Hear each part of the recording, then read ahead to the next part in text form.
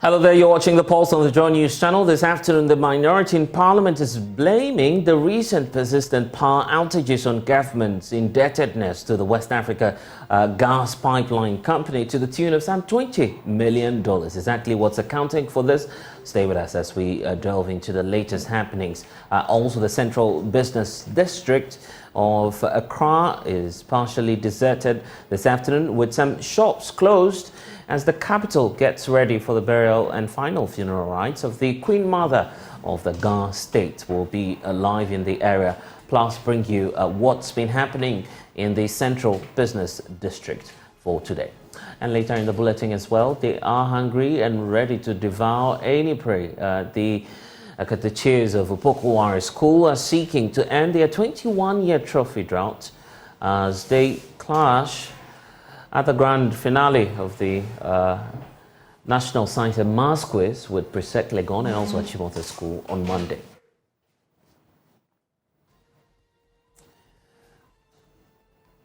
We have the latest coming your way. These and more on The Pulse here on the Joy News channel. The Pulse is always brought to you by Global Communities, Digny Lu, Affordable Safe Sanitation. We're on DSTV channel 421, GoTV channel 125, on Facebook, YouTube, and also at myjoyonline.com. I'm Blessed Sunga. Thanks for joining us. We're back with details.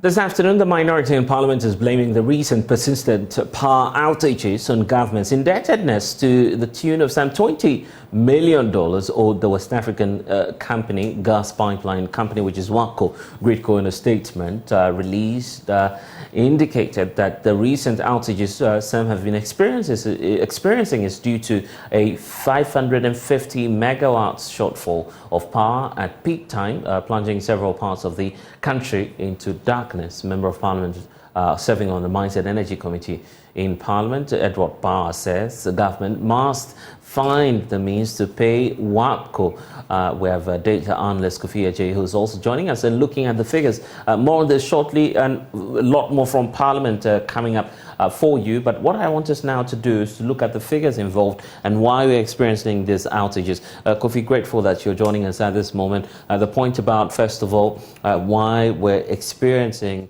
intermittent outages. We've seen that because I've also experienced that. I thought it was just a one-off. Now it's been confirmed that it's becoming the sad reality that we need to live with. The fact that the energy supplier needs to settle its debt. Yeah. How bad is the situation looking at the figures now? Well, so you just said it right, that from Wednesday and Thursday, we've actually been having this shortfall in terms of the peak power. So Wednesday, for instance, was around 600 megawatts, and then on Thursday, it decreased to 550 megawatts. So we are just saying that if this issue continues, we are going to have different outages across the country. Yeah. But this is what is happening. You know of the West African gas pipeline, which is WAPCo. The WAPCo is the company running this gas pipeline. It runs from Nigeria to Benin to Togo, Ghana, and somewhere around Ivory Coast. We know that Ghana has been benefiting because we're part of the pioneers who started this project.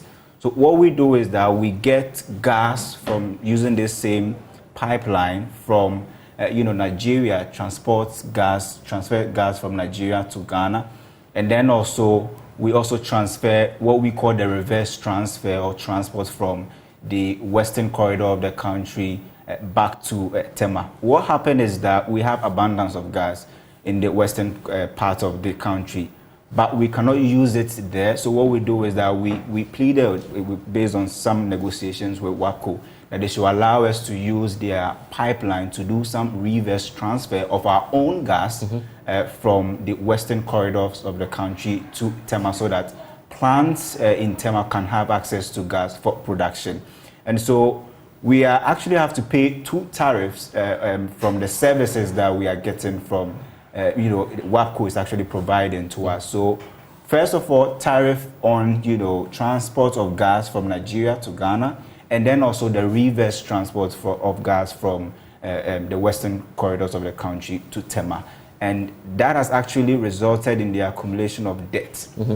And per our sources and what we know so far, the last time that we checked these figures, as of somewhere around 2 months ago, the debt was around $13 million. That was the amount that GridCo was actually owing WAPCo, and they were expecting some sort of disbursement, which did not come.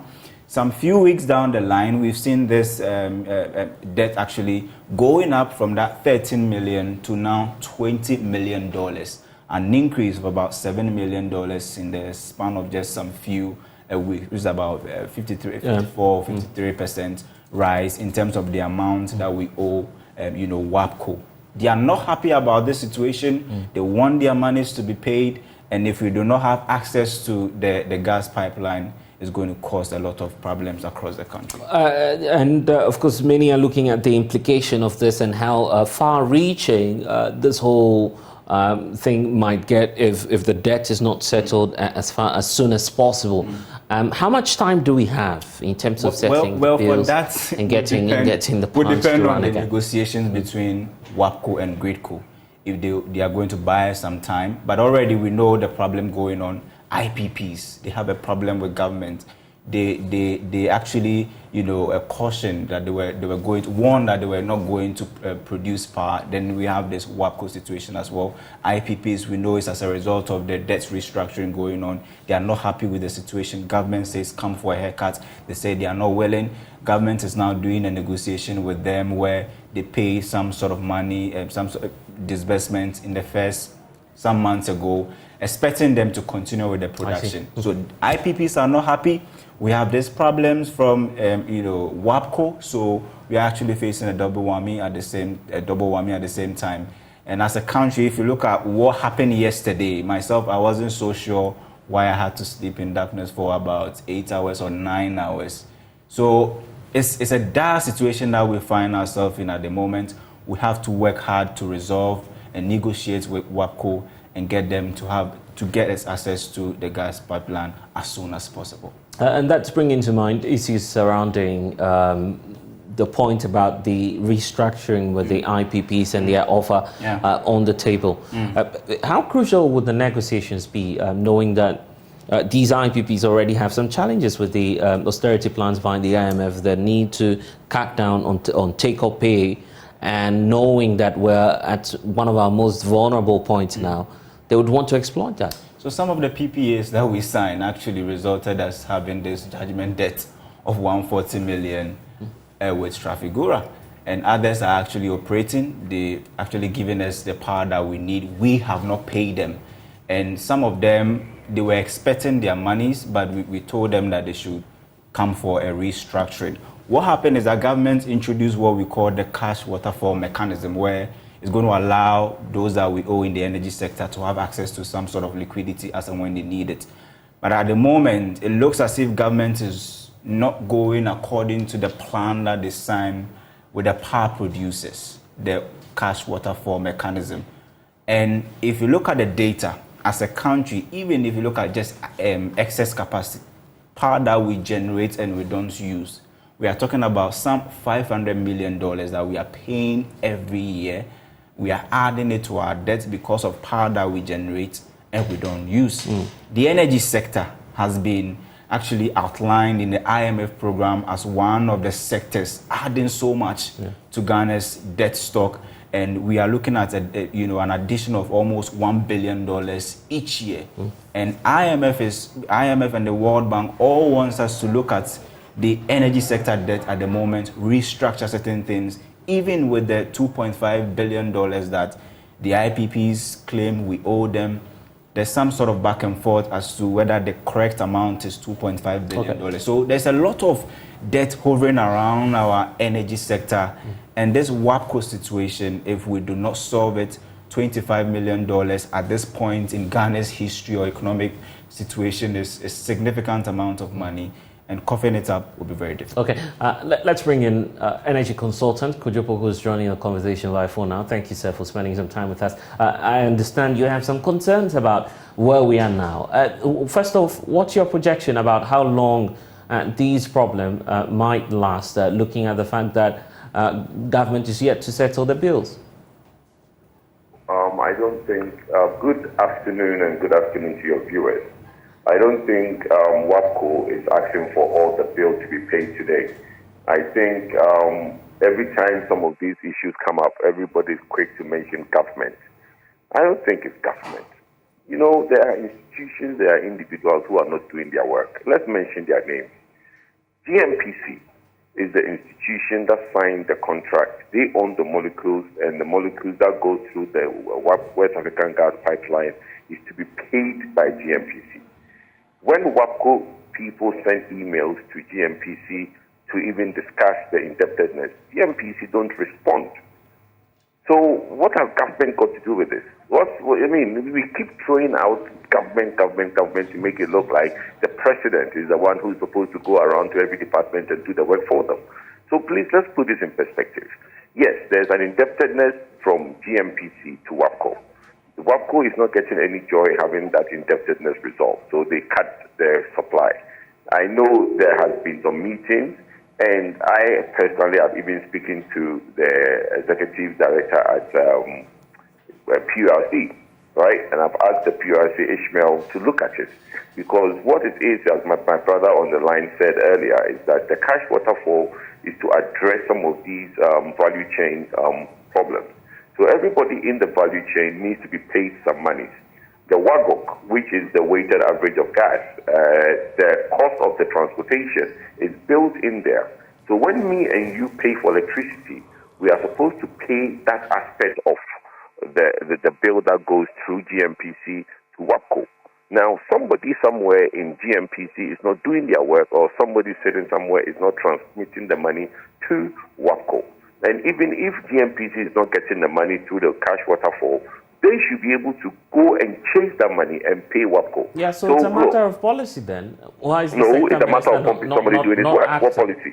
The policy is that the cash waterfall, money comes into the basket, everybody is paid. If somebody is not doing their work, that is why WAPCo is not being paid. So I really don't like this thing where we throw government out there every time there's a problem. There are individuals not doing their work. Yeah, and I don't have the powers to effect any change, and that's why we're all looking up to government to act. No, but the GMPC has a boss. GMPC has a board. GMPC has a board chairman. So why would you mention government? Yeah, Opoku Dankwa is the MD of GMPC. He's not doing his work. Let's mention his name. Somebody at GMP is not doing their work. Let's mention their name. Why do we have to always mention government? It's not right. That's the point I'm making. It doesn't make people accountable for the job they are supposed to do. The people whose role to pay for this gas is GMPC. That is the name we should mention. When the gas was not coming, everybody is mentioning Ghana Gas. Why is it that when the payment is not going to WAPCo, everybody is saying government? Don't we know that it's GMPC who pays our money? So it's GMPC that's not doing their work.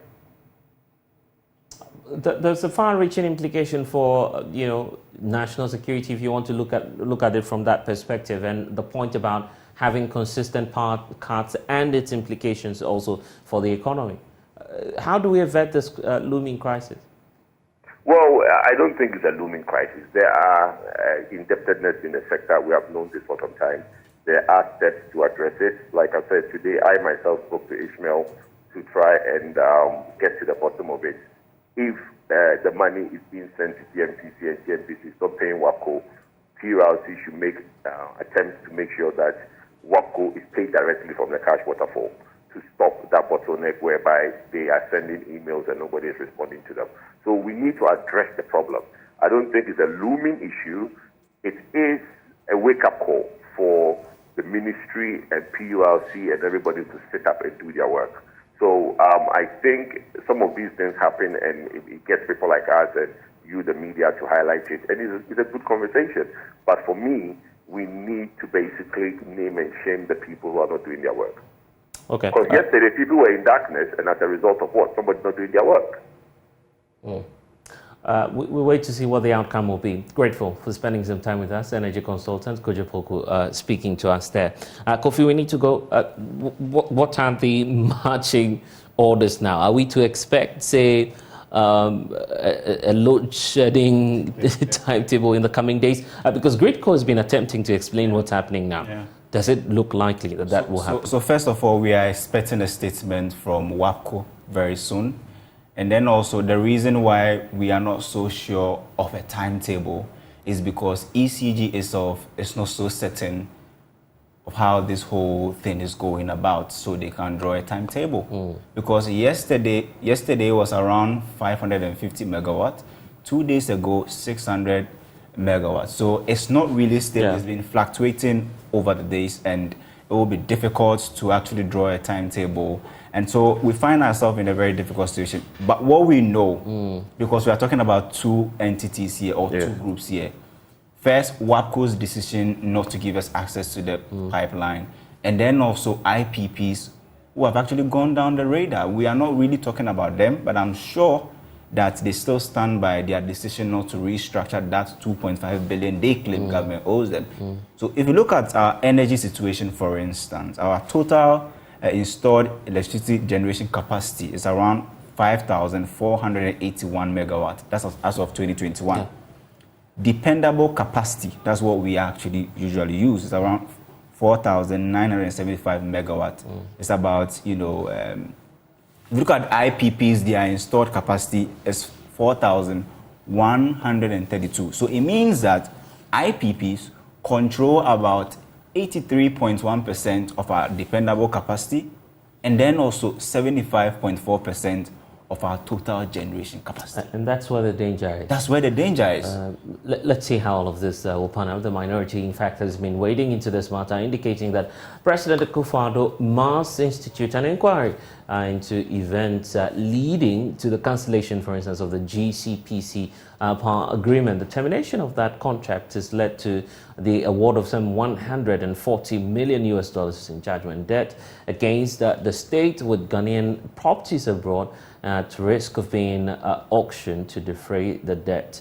But the NDC MP for Pro East, who is a former power minister, Kwabena Donkor, says the explanations are not enough, and that a full-blown investigation or presidential inquiry alongside parliamentary probe can help Ghana learn from, for the future as well. He's been speaking to the press in Parliament. First of all, I call for two inquiries. One at the level of the presidency. The president might institute an internal inquiry to unravel what led to this. You see, cabinet is advisory to the president. Cabinet is not the final decision taker of the land in terms of executive power. Cabinet is advisory to the president. So the president in cabinet is a different business, because then the president has the power. And that is why I'm calling on the president to institute an internal inquiry for two reasons. To know where we really went wrong in terms of the process, and what lessons that we have to learn as a nation at the level of the executive to avoid a recurrence going forward. Ghana is a going concern. So that is one. Then at the level of the legislature, since the decision to terminate was taken by the executive arm of government, it is the legislature that has oversight responsibility over the executive. We also have to set up an inquiry to find out who was culpable and why this happened, and why we've been burdened with over $140 million liability.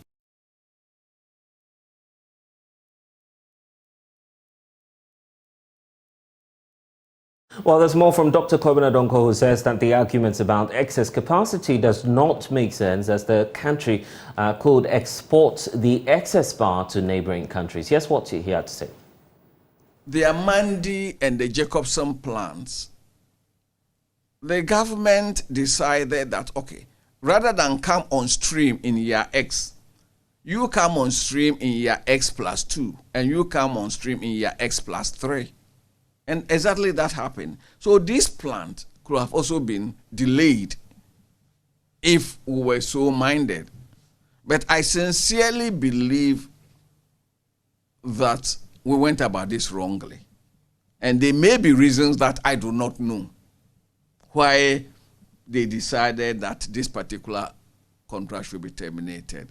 But even in terminating, we were so incompetent in process. Even in termination, we displayed incompetence in following the process set out by the contract. And that is part of our problem. Okay, so will there be a parliamentary probe into this matter? Fortunate to have the Honourable Samuel Atacha, who's joining us via Zoom now, also a member of the Energy Committee in Parliament. Thank you, sir. And you've been inundated with a number of probes already looking into some other aspects of national discourse. But now the point about Trafigura and what's happening to the state, we're at the risk of losing state properties and interest abroad simply because we're not able to pay this $140 million in judgment debt. First off, you're a lawyer as well. Your own assessment about the kind of defense we've put in and leading us to where we are today. Was this avoidable in your view?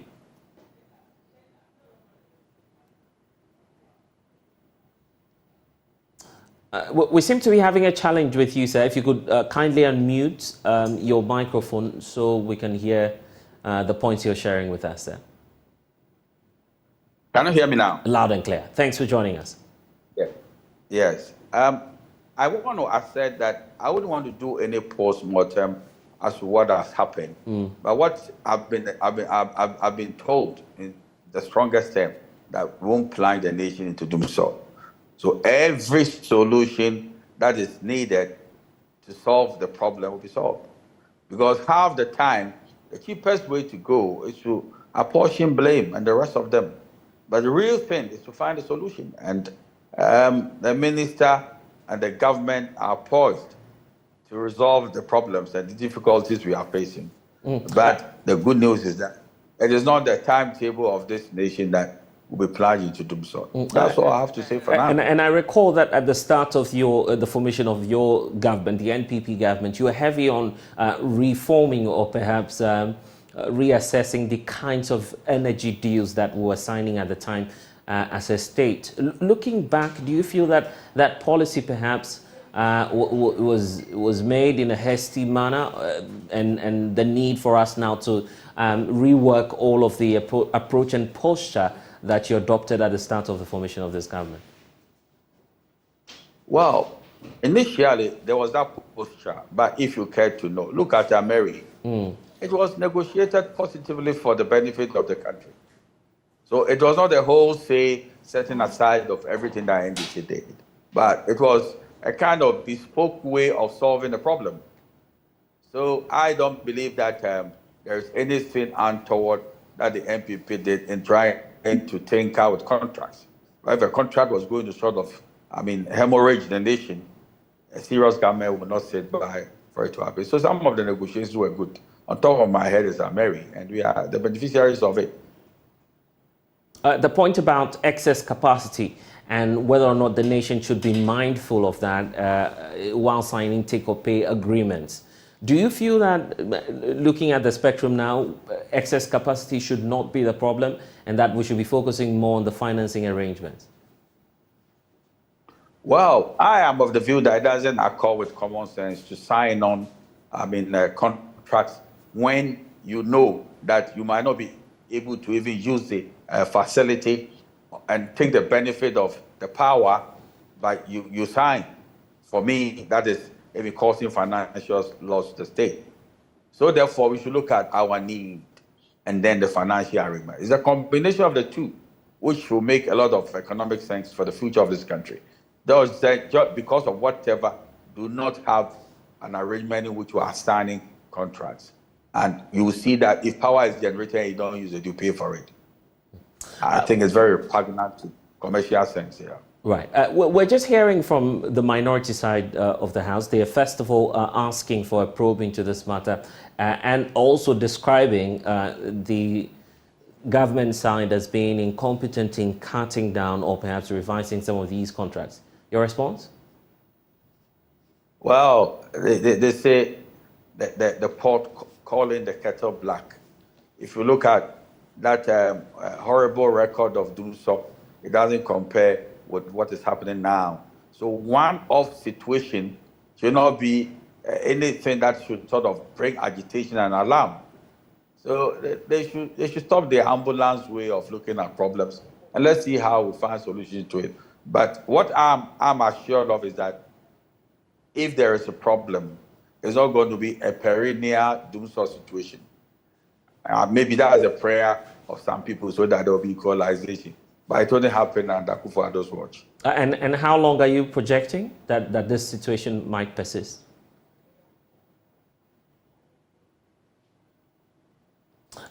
You'd have to take that point for us again. Kindly unmute, sir, one more time. Well, yes. I don't have the technical... Hello, sir. Just make that point for us. Kindly unmute and make... Yes, loud and clear now. I was asking about the estimated time, perhaps, that per the official reports that you're receiving on this. Well, I've not received any official report on the matter, but right. I can assure you that it will be resolved. I do not think that we're going to go back into the situation that we plunge into permanent darkness and for years. I think they will resolve it as quickly as possible. Because this is the policy direction of the government, that it will be inimical to the economy and the arrangements we find ourselves in to plunge the nation back to doing so. So any technical solution will come speedily. That's the thinking of the government. Kojo Poku was just joining us a couple of minutes ago, asking that we call out the officials of JNPC for negligence of duty. Do you share the same view that they might have slept on the job, a reason for which we're where we are today? I do not think so. You know, anybody who has a sense of this nation, should know that there are cash challenges. The fact that I even went to IMF should let you know that we have serious financial challenges we're looking at. If you look at it from that perspective, we should have patience for issues to bounce back. And if we owe, we pay. Look at how the energy sector has been sustained all these years under President Akufo-Addo. I'm telling you that he's done the yeoman's job as far as the energy sector is concerned. But when you have financial challenges, as we find ourselves in, sometimes it's a cash situation, not incompetence. If we improve our cash situation and we have a leeway to pay monies under contractual obligations, the president and the energy minister will be the first to, pay monies, and then that's the end of the problem. But what I've been educated, Yeah, and Council, that's where many say if there's a reason to doubt government, it should be at this point, to the point that you're raising about being cash-strapped or perhaps finding ourselves in a financial difficulty. Is the reason for which some say, even if you're giving us timelines, giving us hope that something will change, things will work for the better. They doubt that because of the economic situation in which we find ourselves. So we're going back to the dark days of doom, so as some are putting it. Well, you see, you have energy as the heartbeat of the economy. There's one central, economic activity which is primordial to the function of the entire economy. Please credit them with wisdom that they will not plunge us into darkness, because then it will worsen the crisis of this nation. So if they have to squeeze water out of stone to meet that particular strategic need, Dr. Matthew Poku Prempeh and the finance minister and the presidency will put the requisite arrangement in place to ensure that we will not plunge into so. This assurance, they've been saying it, and they've been giving it to the Ghanaians.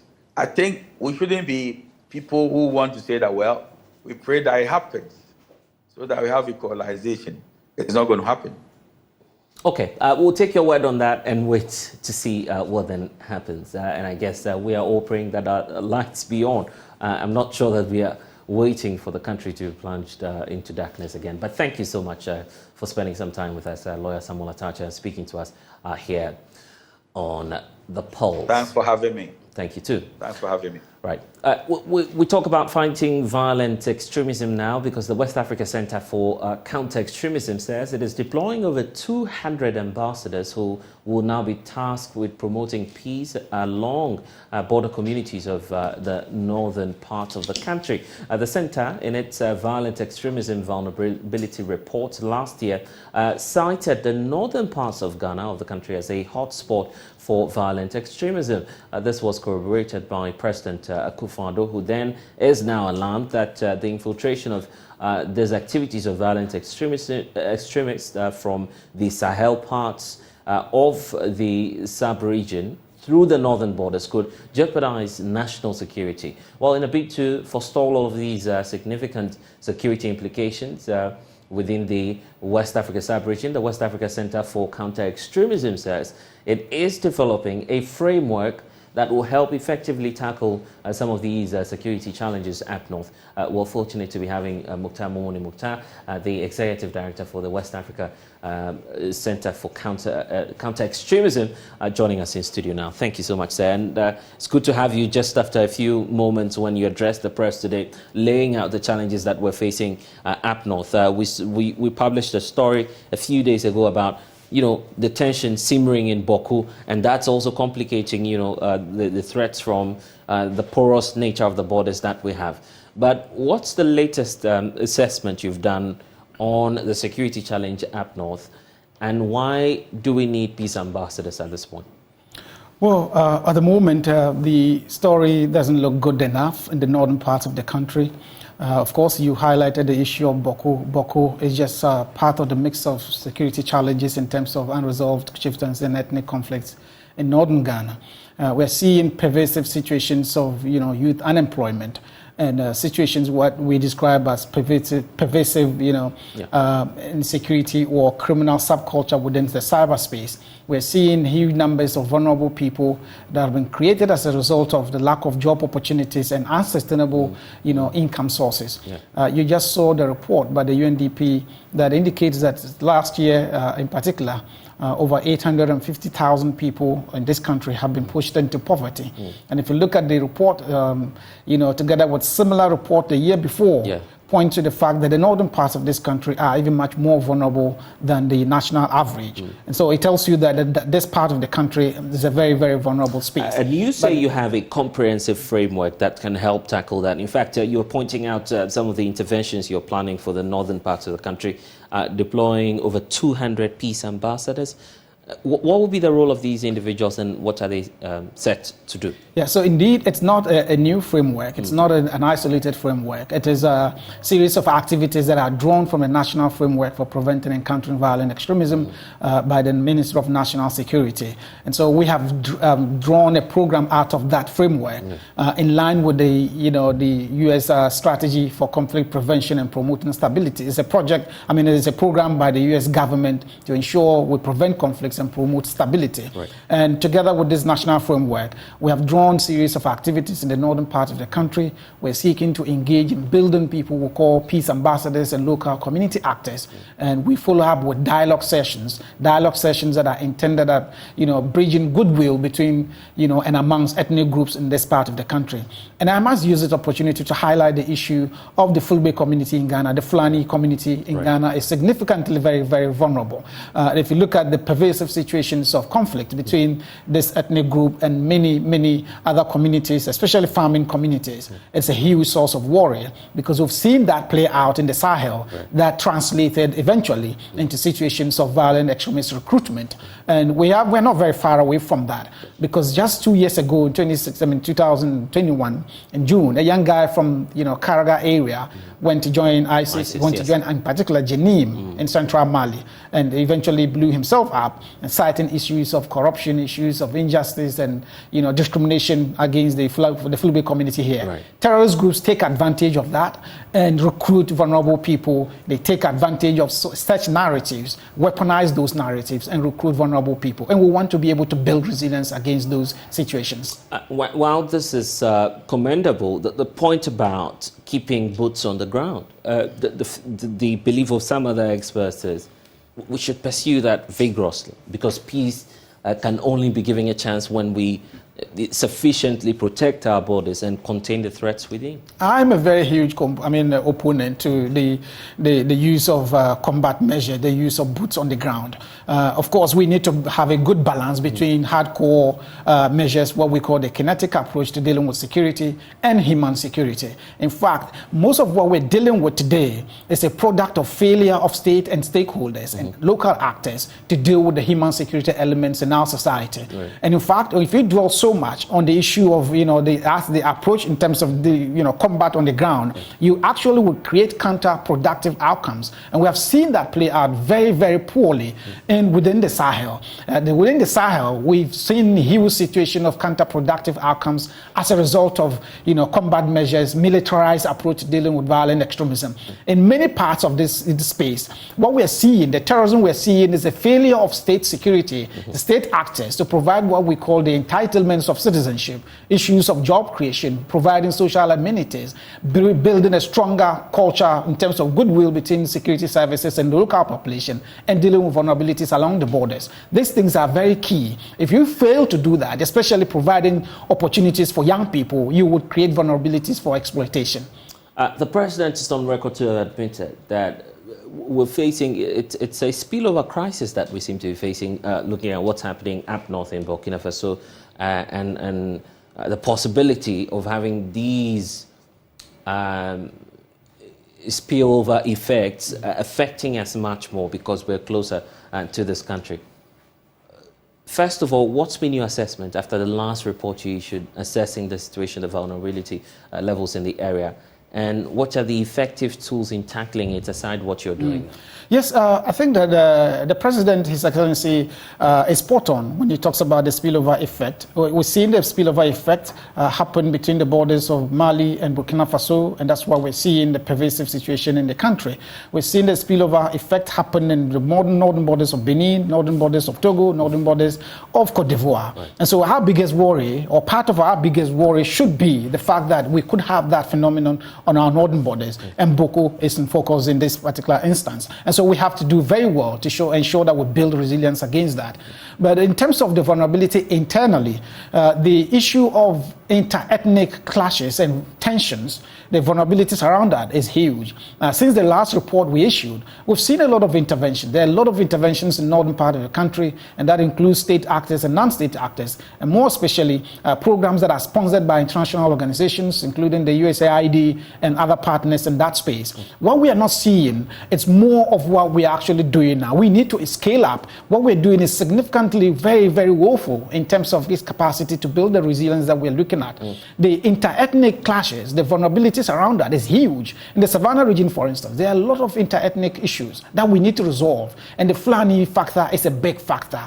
Look at the northern region, it's the same thing. The Upper East region, the Upper West region. I was in many of these instances, example in the place like Bongo Soy is close to Bongo, the Bongo area. The issue of the Fulani integration is a big, big national issue that we have to raise to national level to ensure that there's enough focus on that. Other than that, we could be ambushed by time, and it might be too late to act on that. Let's exploit that a bit because you are describing this as a national crisis.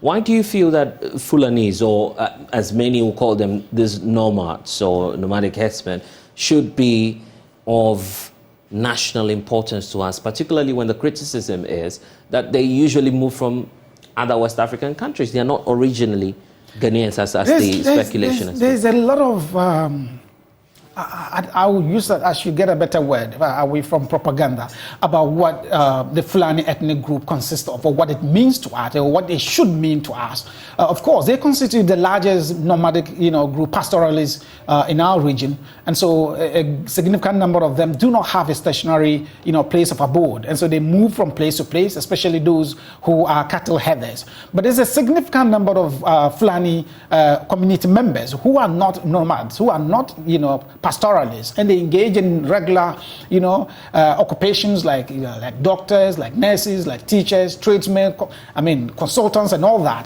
And yet we box all of them into one single category of people.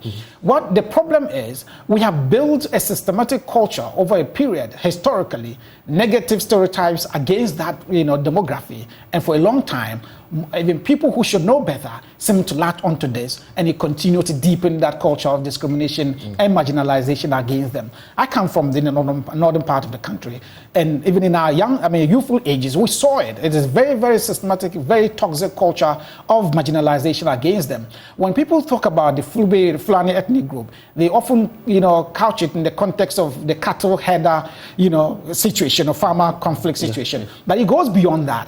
There's a systematic culture of marginalization against the group, and they are significantly discriminated against. When it comes to access to services, healthcare, public transportation, education, and regular, exactly, regular everyday living scenarios. And you be subjected to the issue about evidence in supporting the claims you're making. Very much so. Anyone who is familiar with the context I'm talking about, you don't need to push hard for any evidence. In terms of their access to public transportation, they are treated significantly very different. When it comes to healthcare, they are treated very different. And not just the northern part, many parts of this country, even here in Accra, people are discriminated based on their ethnicity, and the Fulani ethnic group is part of those. I'm in contact with a lot of them. There's a Fulani Council of Chiefs, and there's the Tabita Pulaku group, is the biggest, group association, for the group. And they tell you stories that would shock you in terms of the things they go through on a regular basis. And I've been witnesses to some of them. There's a situation of a gentleman here in Accra who narrated an incident when he was going through registration and the national identification or registration. When he got to his turn, the officer asked him, he looked at him because he looked different, said, are you a Fulani? He said, yes. So, okay, please stand here. So he stood there. The next person to him is a co-worker from the office, who is also of the Mosi ethnic group from Burkina Faso. Right. So he registered. She attended to him, and whilst attending to him, my friend came back to the lady. So why didn't you ask this man whether he is a Muslim before you attended to him? And the lady took offense. He said, originally. We were from the Sahel, but I was born here. My parents were born here. This man, I know him, he knows me. They come from Burkina Faso as well. So why do you discriminate on the basis of how I look? Those things are very pervasive in this space. Healthcare is the same thing. Public transportation is the same thing. To the extent that we're encouraging Fulani parents to send their kids to school, the kids, a lot of them in those parts, are not interested in schooling. Not because they don't want to, because of the things they are subjected to within school environment. The kind of jokes they poke at them and the kind of things they say to them, it is very, very discouraging. And this is something we should not joke with, because these similar situations have happened in the Sahel in many parts. That translated into situations of marginalization that makes them suggestible to recruitment. And we have to be very, very mindful of that. And I think that it's about time we elevated it to national level conversations, and not just conversations, but actions that are intended at repairing this damage that we're seeing happen to us. Other than that, it might be too late. Okay, we need to go. What are the expectations from your perspective as a civil society organization in terms of what the authority should be doing to tackle this national emergency that you talk about? I think that we need to have a very harmonized approach to dealing with violent extremism and the drivers of extremism. At the moment, of course, 2 years ago, the conversation was different. There was very limited understanding and interventions. But today, there's significant attention and interest in dealing with violent extremism in our space here. National level actions, non-state actor, community actor, we need to have a very harmonized approach to it. Everybody gets onto the same page to ensure that we drive this in a manner that can lead to the outcomes that we're looking at. But more importantly, we need to ensure that the media and what we've been talking about, the whole of society approach, should be given meaning to, ensure that everybody participates in it. Government roles goes out, if you see something, say something. That is not enough. What should you see to say something? We need to broaden the education and awareness creation to all parts of the country. Every single individual in this space matters in terms of understanding what it is that we're dealing with to ensure that we effectively build resilience against terrorism. And we'll be having this conversation again, trust me, Mukhtar. It's a very serious national matter that you're pointing out, but grateful for spending some time with us here on the Pulse. Well, still on security, the Interior Minister Ambrose Derry says the police service and that the Akufo-Addo government has been transformed into a more professional outfit fit for purpose in a multi-party democracy. He says not only has the service made the right to demonstrate by the citizenry a real situation, but also made it to respect and also to protect the rights of citizens, citing an incident in the recent Occupy Jalopy House demonstration where 15 police officers detailed for the demonstrations were injured. Police did not abandon their professional roles to retaliate. Ohim Interior has been following up on the story and now reports.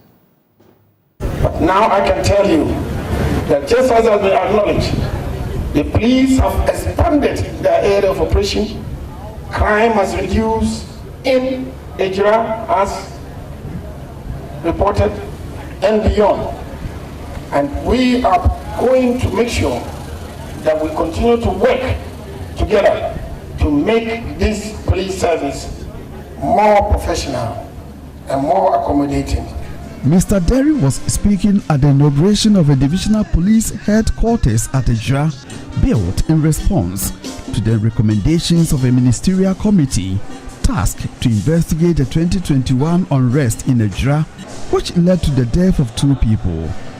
2 persons, Abdul Nasir Yusuf and Mutala Mohammed, died following a clash between irate youth of Ejira and the police military team.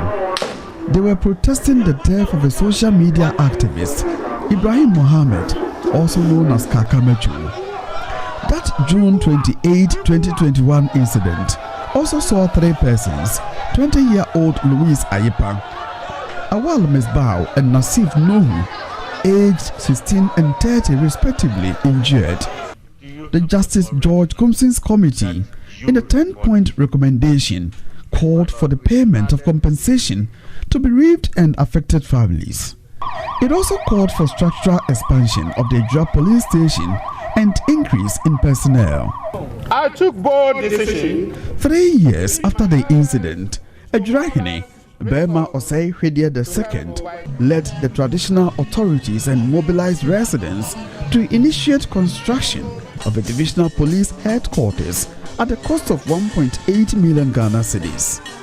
This, according to the Ejirahene, is to solve the area's security concerns. The committee, after weeks of investigations, made 10 recommendations.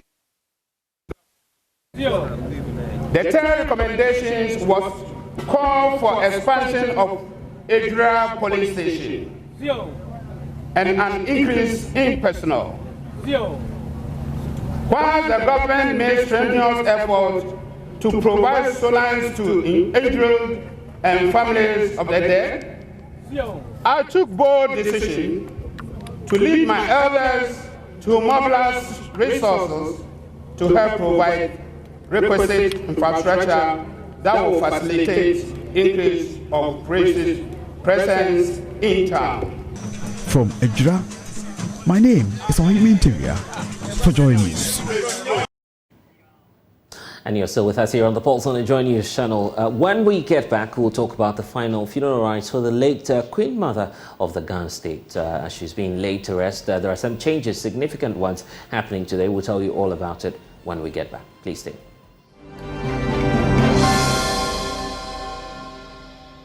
And the term fear delegates, just as you've seen, there has become a popular statement during internal party elections in Ghana. It is believed that delegates are influenced in several ways in their voting decision, leading to the disappointment of some candidates.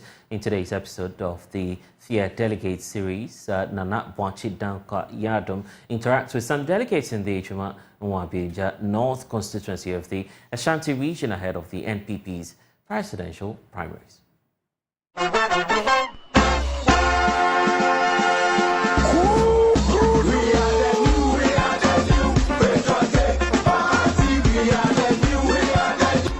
I will not say fear delegates, fear human beings. Because the delegates haven't come from a different planet. The delegates are all human beings. Some are even my relatives. Or you know, you, even the interviewer, you are also a delegate. So I could also be afraid of you.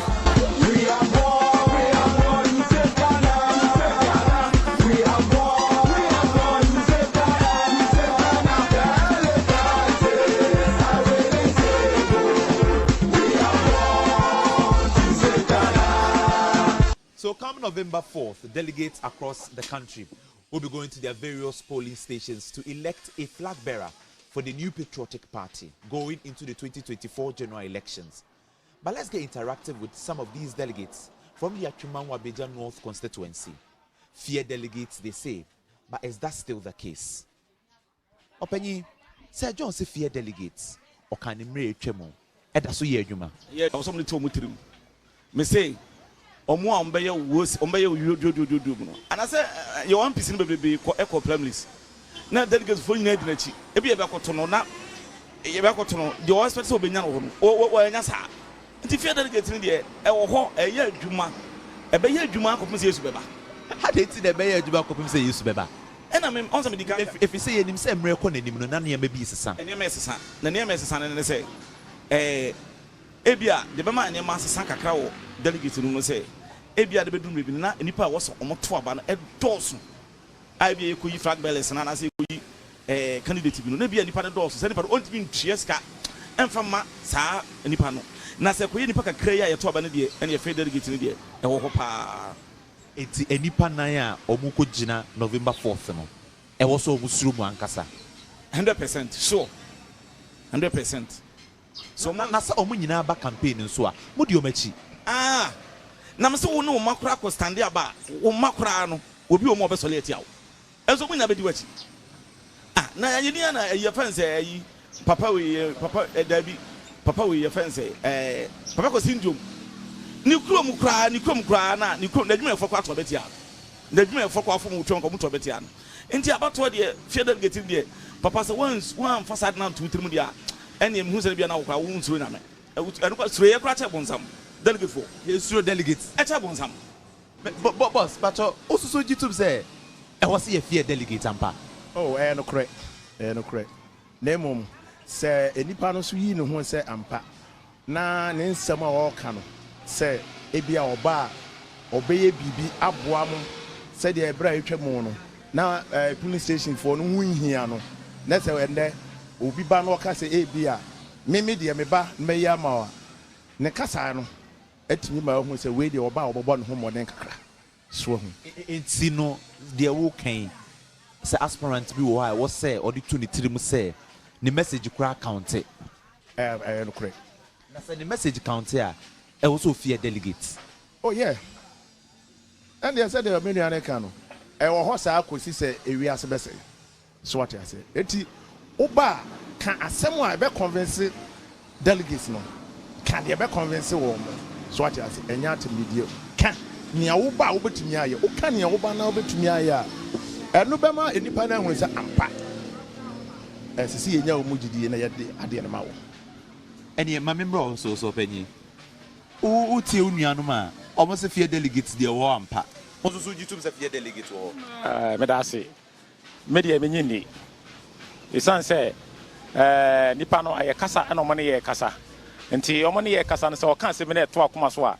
de obeye bia na wo tirim se mpanyfo kasa bi se wo be bibi wo dan mu a wa wunim anopa no a prepare ho nti me de me nyini se fear delegate no aye adwuma me de me gitum se e wo ho na kasa ene adwensesaye because senti aye kasa se nipa nan na agina se omope aba ena wasi gina ye se okwakoto banti de ema ne koba sa ne eye obi wo ho a na wasi gina ye se abanamento ma enti emasa dwumadie no emwa nemum de mi hu se fear delegates ne de e wo ho sa ko mu se urade beba enti na osusu say Sir John ka say fear delegates oh say enipa no onye omuni because that time no omo ya na mafia shege mafia ana ma na dwene say he de ngofo edi ayemini enti na ka say fear delegates enti me de me gidi ye say e wo ho entwam da ana urade aba my member also. And then I also say a master John Cass fear delegates. Ah, boss. As I said, John,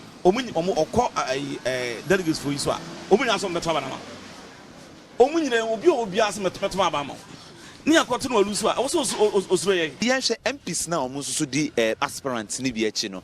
I idea say, or mobet me influence more. Yakon November 40. And Yano Cre. Umunti Nadia, Nana dear, delegates in the Ubianini, and young Crabium.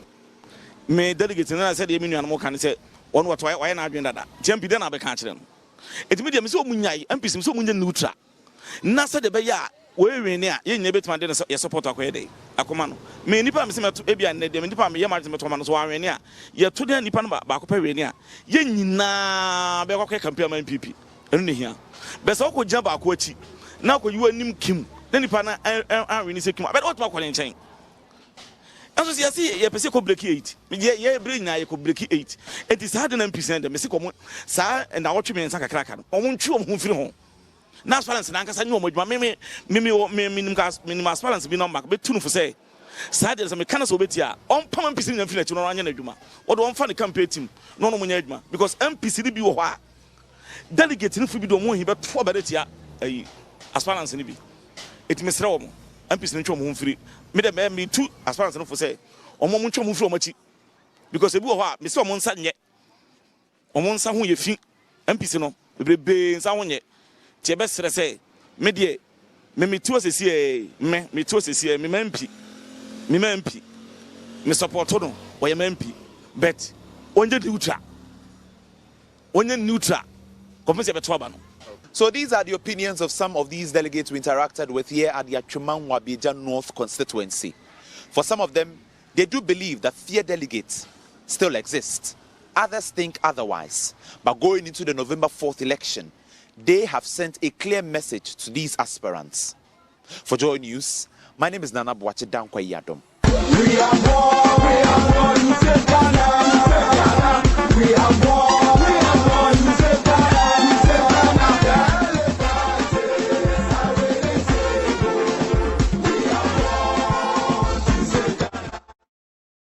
Still on the New Patriotic Party, delegates of the Lejakuku constituency on the edge of their seats, anxiously anticipating the forthcoming November Delegates Conference. In today's installment of our series, Fiat Delegates, we're introducing to you Stephen, a dedicated delegate from the Lejakuku constituency. We'll explore his views and also experiences as he prepares to cast his crucial vote at the upcoming conference. I go by the name of Stephen Kwabena. I'm aspiring to be a politician one day because I had that kind of feeling and love for politics. Stephen Kwabena Ayensu is one of a few delegates in the Lejokuku constituency. In 2023, he concluded his national service program after earning his degree from the University of Education, Winneba. Currently, he finds himself among the ranks of unemployed graduates. His routine comprises aiding his parents with household tasks and manning their shop. He is eagerly looking forward to the November 4 NPP Delegates Conference. Internal party politics is more rough and deadly than the general politics or general elections. You don't want a showdown? So I'm looking at a showdown to the opponent, which is the NDC. I'm not looking at a showdown internally. Following the Super Delegates Conference, numerous developments have unfolded. The most notable amongst them is Alan Chamantin's decision to part ways with the party, citing unfairness within the party's election procedures. For Stephen, this move comes as no surprise. As a student of politics, I didn't see it at the news. I didn't expect that to come, though, but when it happened, I didn't expect that as a news. Well, look at the kind of campaign Alan was doing.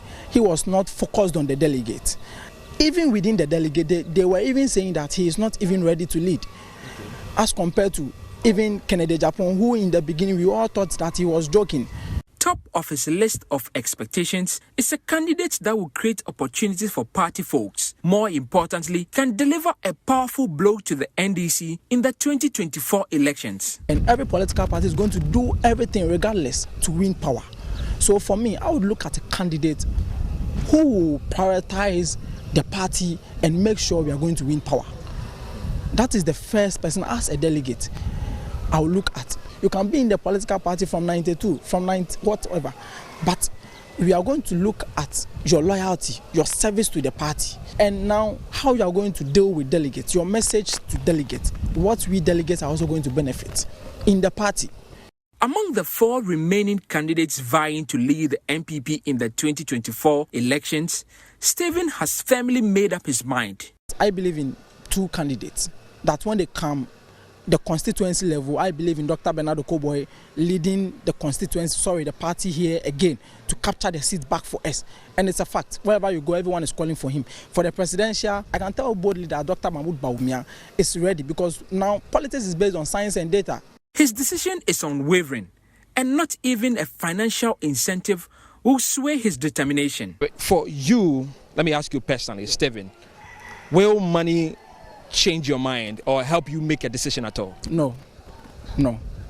Money cannot change my mind. When you bring the money, I will take it. When you are bringing me money, like, Stephen, take this money. If you are giving me the money to go and vote for you, I'll let you know that, no, I'm not going to vote for you because I've already decided. But if you are giving money because I'm a party member, you feel like I should take something, that's when I'll welcome it. So I'm sure you've heard this before. Fear delegate, fear delegate, fear delegate. You're a delegate. Should we be afraid of you? I mean, should they be afraid of you? Yes, they need to be afraid of delegates because you might go to someone to campaign for the person. When the person sees you, will tell you that, oh, yes, I would vote for you. Oh, Yomo, that's the word. Oh, Yomo, what do you see? But once you turn, another person comes in with a different story. So you need to fear the delegate because in front of you, he's not going to tell you boldly that, oh, Metwama, with surety. Maybe because of what you get us at that moment. For Stephen and numerous other delegates, this election signifies their sole opportunity to influence the party's direction, and they are determined not to miss it under any circumstance.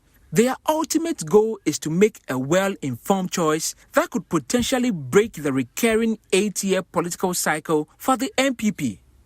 For Joy News, Michael Ashale.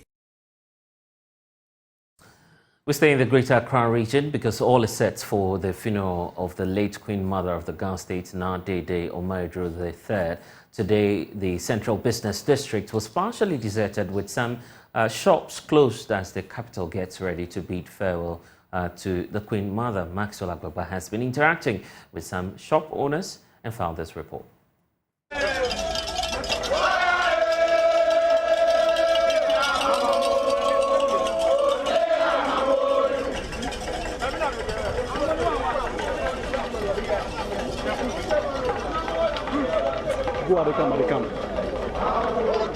All is set for the final funeral rites and burial of the Queen of the Ghana State. We've been speaking to a member of the funeral planning committee, Mi Kwao Donko II, and he tells us that they are expecting dignitaries from all over the world. He says President Kufuor, the Vice President Dr. Mahmoud Bawumia, and the Asantehene are all expected to be in attendance tomorrow. There has been a lot of firing of musketry here, with many of the people waiting patiently for the vigil that will take place here later today. We are told there will be a private burial ceremony tomorrow. We can now hear from the member of the funeral planning committee, Nikwa Odonko II. We have started preparations for the funeral since long, for about 3 months now. Today we are having a vigil. There will be an interdenominational church service for our Queen Mother. After that, tomorrow we shall have a funeral celebration for our Queen Mother. After the celebration on Sunday, we shall go to a church service at John Atta Mills Highway, that is the former High Street, Holy Trinity Cathedral. From there, from 9 o'clock to 12 o'clock, from there we shall move back to Ghana Traditional Council, have small reception, and then we break off. We have gone as far as to the north. The president has been here. We expect the president to come, the vice president, and some of the dignitaries, the ministers, parliamentarians, and other important personalities we are expecting. Even Akwamu Mini was here the other time. We expect a lot of chiefs.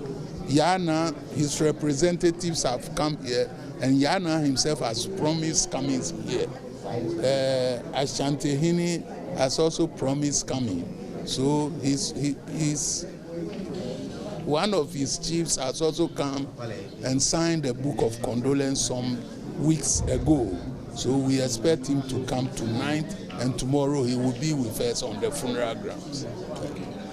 There is a suspension of commercial activities tomorrow in Accra. Yes. Wonderful. Is it the whole of the Greater? It's the whole of Greater Accra region. The Queen Mother is for Greater Accra. It's for Greater Accra region. It's Accra Queen Mother. So it's the whole Greater Accra. So what's supposed to happen? Shops are not supposed to open. Shops are not supposed to open, but those selling pharmaceuticals may open. Money vendors too may open. Banks will open. And those selling petty items, say kenke with chinam on table, those selling table items, that is small retailers who are selling food for passerbys to buy and eat. But big shops are not opening. Immigrants outside Ghana, from Togo, even some of the people are here already, from Togo, Benin, Abidjan, and Nigeria.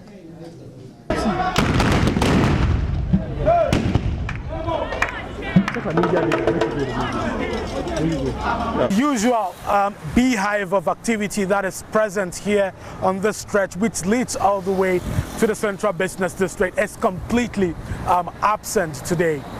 The gridlock that is usually on the stretch is not there, as many people have deserted the Central Business District.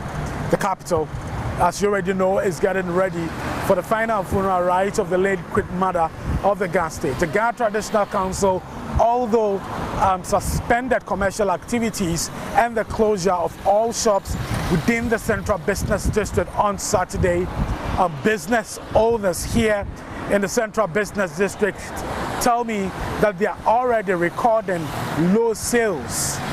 Some Okada riders I've been speaking to say they have been heavily affected. The business calmed down small because of the funeral. Because sometimes like this time, even crowd that days, by this time we go feel work small, but now the business calmed down because of the funeral. We do nothing. We just stand see. Nobody is inside. They are just standing. All the stores have closed since yesterday to today. Nobody have opened. The Queen of the Ga State died in December 2022. The Funeral Planning Committee has announced that there will be an interdenominational church service tomorrow before her remains will be paraded through the principal streets of Accra. That will be followed by a private burial. But here in the Central Business District today, these headquarters on a regular day will be busy carrying the worst of their clients from one point to the other. But today, they are idle.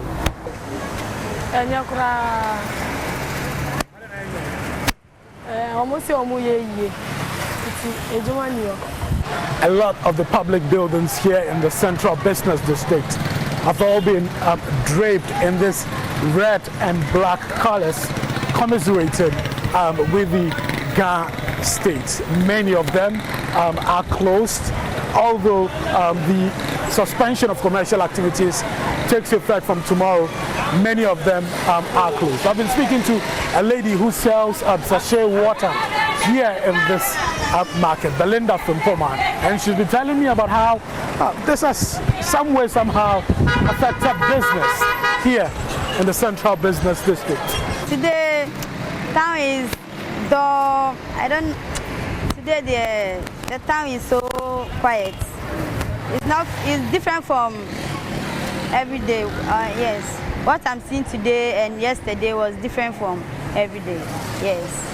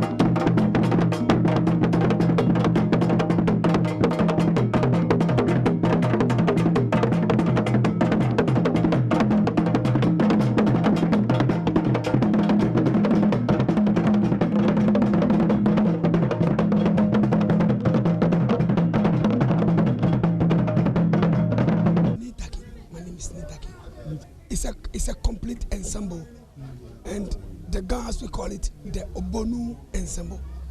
It's a real composition that has been composed so many years ago. And we kept coming and we kept learning the composition. So there are original compositions that we have not touched. That's the way it was composed. And we are trying to follow the original composition. So that's what we have been doing. Okay. So this is an original composition that you just played? Yeah. So it's uniform. It's not just like you're hitting. No, you can't. You can't. It's a masterpiece. Because we are not doing. We are in the funeral mood, so we are cool. Assuming we are doing something else, the whole interview will change something else. But we are in the funeral mood, and what we did is original composition that has been played for so many years. The build up to the 2023 National Science and Maths Quiz, as they are hungry and ready to devour any prey to clinch their third trophy after 2 decades. That's the story of the Akatiche of Opoku Ware School as they make their 9th appearance in the 2023 National Science and Maths Quiz with hopes of ending the 21-year trophy drought. Now the school is convinced their contestants, including the wonder from one boy, which would bring the trophy to one of the schools involved in the finals. Emmanuel Bright Kweku takes a look at the journey of the school in the last 30 years. Your question, Opoku Ware. The 3 semicircular canals in the ear are arranged at right angles to each other. What do you think is the physiological importance of this? Paul? This provides sensitivity to movement in any of the 3 planes. That is correct. 2002, when a famous Paul Azure of Opoku Ware School led the Akatiches to lift their 2nd NSMQ trophy. The school beat Presbyterian Boys Secondary School in the semi-finals to face off St. Peter's SHS at the grand finale and clinch the trophy. After the ecstasy that greeted the 4 walls of the school over 20 years ago, it's thirst for yet another momentous day. The school, after their 4 finals which saw them win 2 trophies, has made 5 final appearances. But in all of these appearances, they've had the trophy slip through their hands. The school made their last final appearance in 2020 but lost to Presec Legon.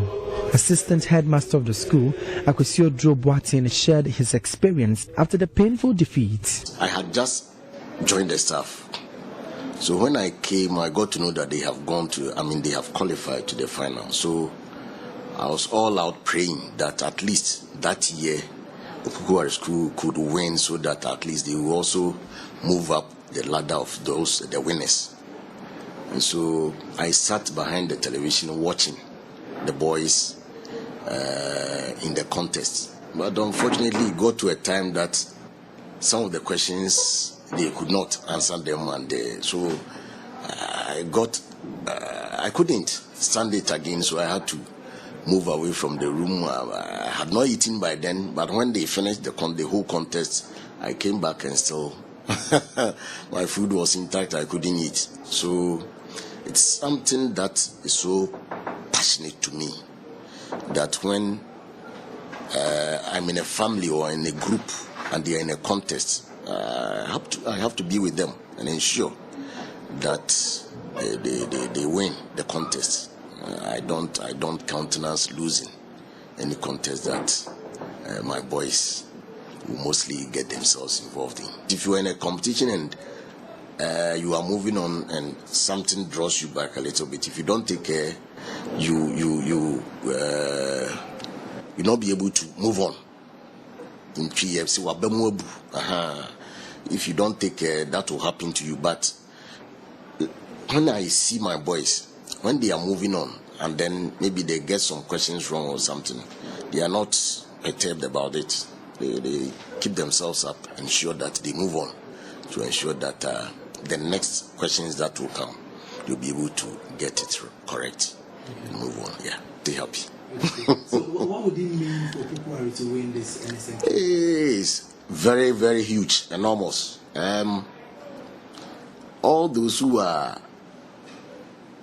some affiliation with the Opoku, they are all yearning for this trophy to come to.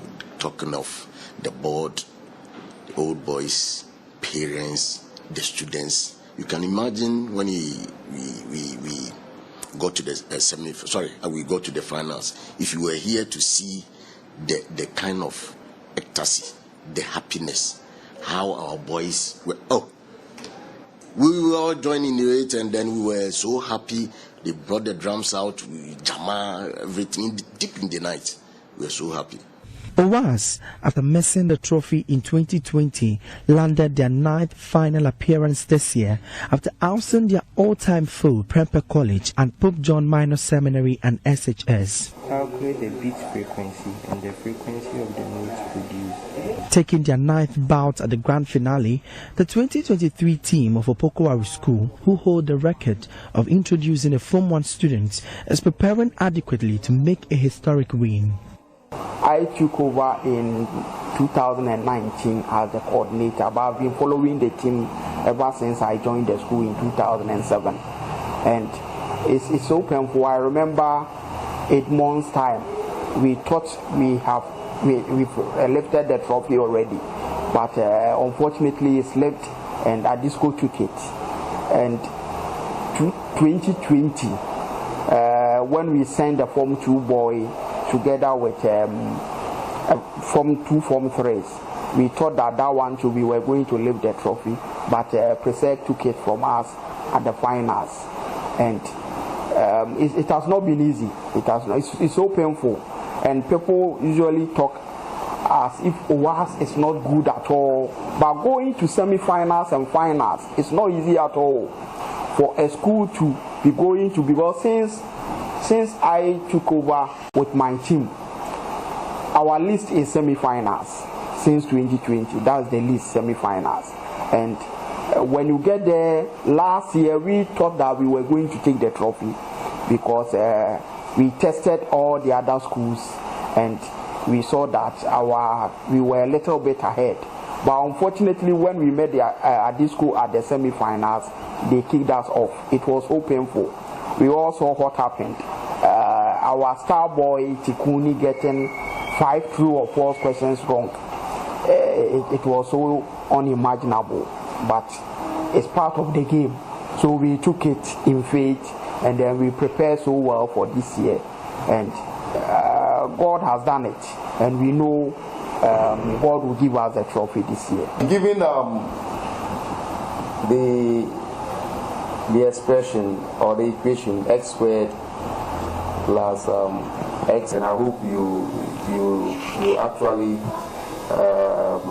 if you know that age is just a number, and like somebody is at 16 years and is already a doctor from what I've heard, somebody is at 16 years and is in university, so I don't think age has anything to do with knowledge, because the more you study, the more you know. So if you are able to compete with 18-year-olds and you are a 16-year-old, then I think it's by grace, it's the grace of God. And amidst the electrifying buzz of academic competition, where passion meets perseverance, stands Presec Legon, a powerhouse, echoing with the resounding chant, "Our living God is faithful and great," with 7 glittering trophies adorning their legacy. The 7-time champion is on the brink of etching their name in the history once more. My colleague Jacqueline Samayaboa has the rest of the story. So I'll give you one. It was there, but it just wasn't coming out right.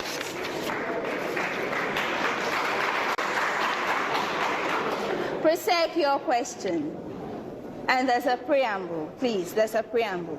10 pieces of paper are marked 1, 2, 3, 4, up to 10. So you have 10 pieces of paper, right? They are marked 1, 2, 3, straight up to 10, respectively. And they are put in a box.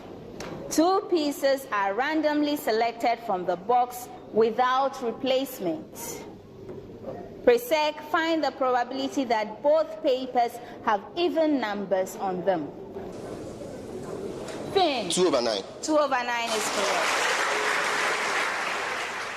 Opokuwari, find the probability that one paper has an even number and the other an odd number. Yes, Vincent. 1/9. Not 1/9. Paul? 5/9. 5/9 is correct. In the realm of academic battles, Presbyterian Boys Secondary School's tale is woven with threads of triumph. The years 1995, 2003, and 2008 witnessed fierce showdown with perennial rivals Opokuwari School at the finals. And in those battles, Opokuwari met defeat, a testament to Presec Legon's indomitable spirit. Other glorious chapters were written in 2006, 2009, 2020, and 2022, where Presec Legon's brilliance shone brighter than ever, illuminating their path to victory. 10. X is 2 and Y is 13/4. Okay. S is 1, Y is 2. Again. S is 1, Y is 2. That is correct. Since their painful exit in 2018, Presec Legon emerged as an unstoppable force, an invisible titan that secured a seat at the grand finale for 5 consecutive years, each year a testament to their resilience and unwavering determination. Their journey this year started at the 1A stage, where they swiftly eliminated contenders like Konongo Dumase and Kumasi Wesley Girls. Advancing to the quarterfinals, they faced their eternal rivals Accra Academy and the formidable Ghana Secondary Technical School. With an impressive run from the Blewo boys, Presec secured their spot at the semi-finals, clashing with Infantapim and Qatar SATS in a battle of wits and knowledge. The stage is now set, and as anticipation reaches its peak, the question lingers in the air. Will Presec Legon live up to his mantra? Well, you're still in that season of the National Science and Math Quiz, and I'm currently right here with the Outages, the contestants for Presec Legon. Before we continue, let them introduce themselves. Can you tell us your name? Okay, I'm Samuel Champon Secretary. And? Benedict Party Doty. Okay, and what about you? Selina Moti. Okay, all right. The journey has been a very long one. You guys started off as a seeded school. How has the journey been? Let me start with you, Samuel. Well, I'll say it's been a very exciting one, even though all of our contests haven't been very straightforward. And I think the 1/8 contest so far has been the clearest one for us, when we knew from the scores that we were going to win. How clear? How clear? Was it that you saw the scores, okay, so we are definitely going to triumph over these schools? Well, I wouldn't say it that way, but it wasn't as tight a contest as the quarterfinal. And then what schools did you meet in that stage? We met Konongo Dumasi and then Kumasi Wesley Girls. Yeah. Oh, okay, so you beat them real hard. But how did you feel afterwards? But before that, how were you feeling, and after that? Well, before the contest, we just had this good feeling that God was going to take us through. And indeed, He did. And I guess after the contest, some parts didn't go well. So even though we're happy we had made it through and then become seeded once again, we knew there was still more work to be done. Well, that's all we have for you in this package of the polls. I'm blessed to go and log on to myjoyonline.com. More stories there for you. Thanks for your time.